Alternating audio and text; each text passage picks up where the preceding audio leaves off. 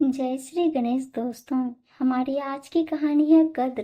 कहानी अच्छी लगे तो प्लीज चैनल को सब्सक्राइब कर लीजिएगा। अब शुरू करते हैं कहानी। मम्मी ये कैसी सब्जी बनाई है, नमक तो है ही नहीं।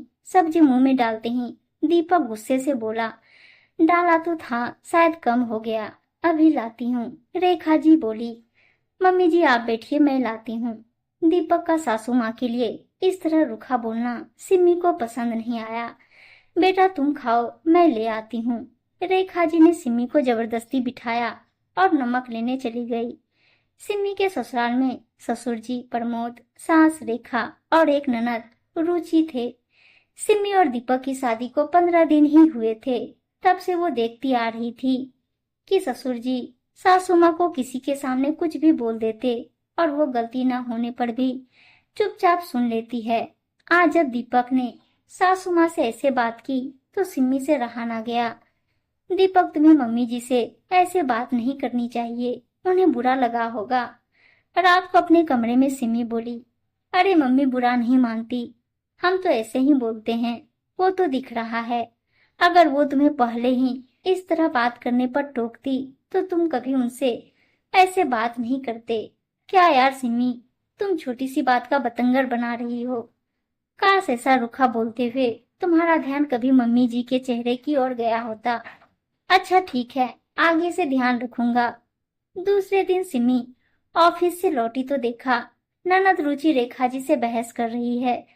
मम्मी मैंने कहा था मेरी ड्रेस धो देना, कल मुझे पार्टी में जाना है, पर आप सुनती कहाँ हैं। अब मैं कल क्या पहनूंगी। रुचि ये क्या तरीका है मम्मी जी से बात करने का। भाभी आप हम दोनों के बीच में मत बोलिए। क्यों ना बोलूं, तुम छोटी बच्ची नहीं हो जो अपने कपड़े नहीं धो सकती। बहू मेरी ही गलती है, उसने 2 दिन पहले बोला था, मैं भूल गई।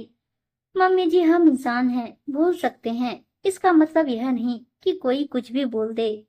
सिमी रुचि को देखते हुए बोली। रुचि चुपचाप अपने कमरे में चली गई। तुम छोड़ो ये सब, आज मैंने सैंडविच बनाए हैं, जल्दी से हाथ मुंह धोकर आ जाओ, तब तक मैं चाय चढ़ा देती हूँ। मम्मी जी आप बैठिए, मैं फ्रेश होकर चाय बनाती हूँ, तब तक पापा जी और दीपक भी आ जाएंगे।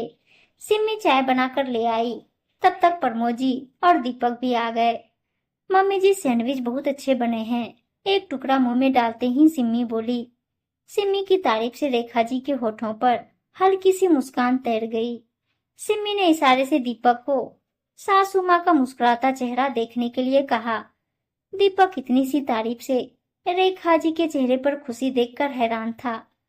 शाम को रेखा जी के कमरे से प्रमोद जी के जोर जोर की चिल्लाने की आवाजें आ रही थी। क्या हुआ पापा, दीपक बोला। इस गंवार को इतनी समझ नहीं कि किससे कैसे बात करनी है। शर्मा जी का फोन आया था, मैं बाथरूम में था तो इसने फोन उठा लिया।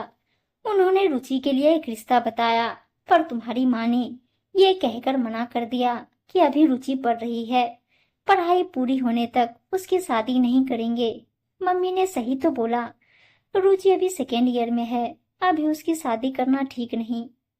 इस घर का मालिक मैं हूँ और यहाँ मेरे फैसले चलेंगे। पापा जी, आपके साथ साथ ये घर मम्मी जी का भी है।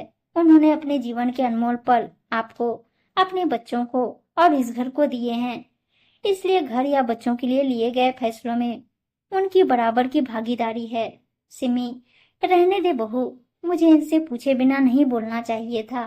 मम्मी जी, आपके न बोलने का नतीजा है कि पापा जी के साथ साथ आपके बच्चे भी आपको 4 बातें सुनाकर चले जाते हैं। आप अपनी कद्र खुद नहीं करेंगी तो कोई भी आपकी कद्र नहीं करेगा। दीपक बहू को अपने कमरे में ले जाओ। पापा सिमी सही बोल रही है, बचपन से आपको मम्मी के साथ रूखा व्यवहार करते देखते आए हैं। आपको देखकर हम भी मम्मी से गलत बर्ताव करते आए हैं, पर अब नहीं। दीपक तू कब से अपनी माँ का साथ देने लगा, जब से सिमी ने ये एहसास कराया कि हम मम्मी के साथ कितना गलत व्यवहार करते हैं। पापा भैया ठीक कह रहे हैं, हमने मम्मी को क्या क्या नहीं बोला, फिर भी उन्होंने कभी शिकायत नहीं की, न ही हमारी बात पर नाराजगी जाहिर की। प्रमोद जी को बात समझ में आ गई थी, या अपने को अकेला पड़ते देख चुप रहने में ही उन्होंने अपनी भलाई समझी। जो भी हो, पर अब रेखा जी की कद्र होने लगी थी।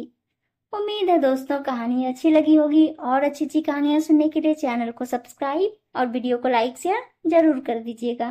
धन्यवाद दोस्तों।